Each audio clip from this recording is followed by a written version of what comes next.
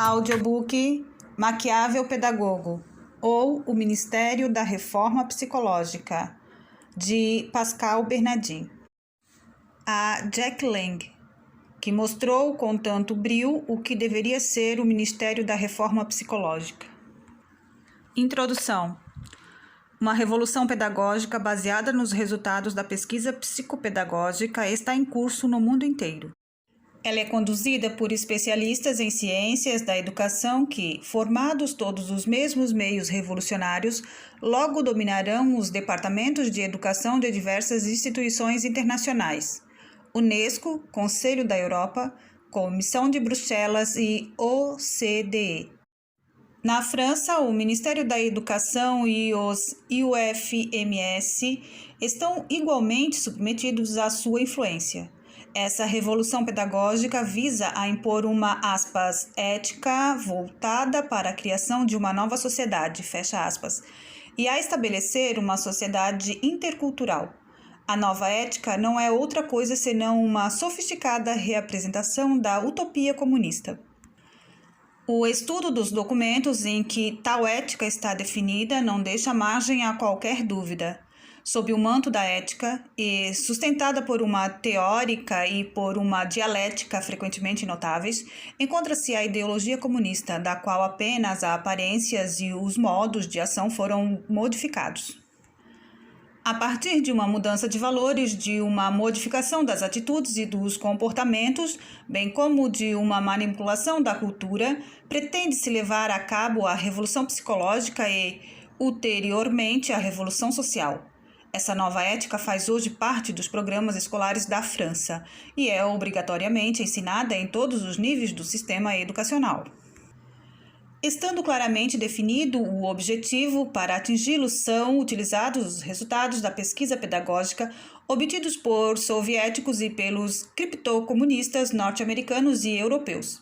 Trata-se de técnicas psicopedagógicas que se valem de métodos ativos destinados a inculcar nos estudantes os valores, as atitudes e os comportamentos, definidos de antemão. Por essa razão foram criados os IUFMS, que se empenham em ensinar essas técnicas de manipulação psicológica aos futuros professores. Dentre os traços mais relevantes dessa revolução pedagógica, é preciso destacar os seguintes: 1. Testes psicológicos projetados ou já realizados em grande escala. 2. Informatização mundial das questões do ensino e, particularmente, o censo, ora em curso, de toda a população escolar e universitária, a pretexto de, aperfeiçoamento do ensino, Participam aí os testes psicológicos. 90% das crianças norte-americanas já foram fichadas. 3. Asfixia ou subordinação do ensino livre. 4. Pretensão a anular a influência da família. A Revolução Pedagógica Francesa, aliás, recentemente acelerada, inscreve-se nesse quadro mundial. Nos últimos anos, numerosas modificações têm sido discretamente introduzidas no sistema educacional francês ou constituem, atualmente, objeto de debate. Os elementos de análise apresentados nos capítulos seguintes visam a evidenciar a coerência do projeto mundial no qual eles se integram. A primeira dessas reformas ocupa-se da formação de professores. As escolas normais foram substituídas pelos institutos universitários de formação de mestres, IUFMS. Eles se caracterizam pela importância que neles se dá às ciências da educação e à psicopedagogia. Esses institutos preparam os professores para a sua nova missão. Redefinido o papel da escola, a prioridade é já não a formação intelectual, mas o ensino não cognitivo e a aprendizagem da vida social. Também aqui o objetivo é modificar os valores, as atitudes e os comportamentos dos alunos e dos professores. Para isso, são utilizadas técnicas de manipulação psicológica e de lavagem cerebral. A reforma na formação dos professores faz-se acompanhar de um considerável esforço no campo da formação continuada de todas as categorias de profissionais da educação, Administradores, professores, diretores, etc., devem igualmente estar adaptados à nova missão da escola. A revolução pedagógica está também presente nos estabelecimentos escolares. Assim, a estrutura das escolas primária e maternal foi modificada para substituir as diversas séries por 3 ciclos, que reúnem alunos de níveis diferentes. Os ensinos formal e intelectual são negligenciados em proveito de um ensino não cognitivo e multidimensional, privilegiando o social. A reforma pedagógica introduzida no ensino médio tende igualmente a uma profunda modificação das práticas pedagógicas e do conteúdo do ensino. Simultaneamente, um vasto dispositivo de avaliação dos alunos é implementado. Por fim, ele deve ser informatizado para ser utilizado em caráter permanente e abrangerá o ensino não cognitivo, tal como a educação ética, cívico e social. Essa revolução pedagógica, introduzida discretamente mediante discretas manobras, sem deixar ver sua arquitetura geral, precisa levar em conta a resistência dos professores, que jamais permitirão o aviltamento do seu ofício e de seus alunos. Desse modo, aplicam-se técnicas de descentralização, oriundas diretamente das técnicas de administração e de gestão de, recursos humanos, Consegue-se com isso engajar psicologicamente os professores e, portanto, reduzir a sua posição. Os projetos escolares são a aplicação direta dessa filosofia manipuladora. Ademais, o nível escolar continuará decaindo, o que, aliás, não surpreende, já que o papel da escola foi redefinido e que sua missão principal não consiste mais na formação intelectual, e sim na formação social das crianças, já que não se pretende fornecer a elas ferramentas para a autonomia intelectual, mas antes se lhes deseja impor subrepticialmente valores, atitudes e comportamentos por meio de técnicas de manipulação psicológica. Com toda a nitidez, vai se desenhando uma ditadura psicopedagógica.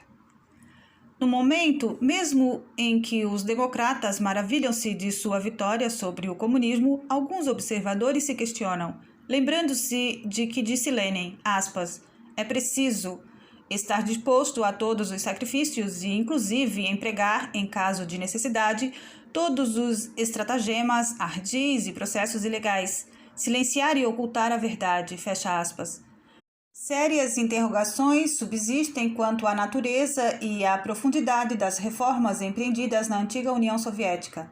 Essas interrogações, que não poderiam ser abordadas no âmbito desse opúsculo, formam-lhe, contudo, a trama.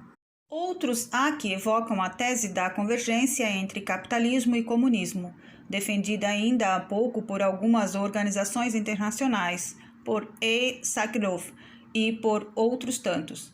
Sua perspectiva é mais ou menos ampla que a precedente? É ela, enfim, mais justa?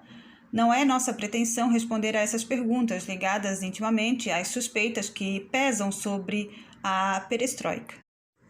Entretanto, essas interrogações formam o pano de fundo desse estudo, escrito de circunstâncias, cuja redação se ressente da brevidade do tempo que nos foi atribuído.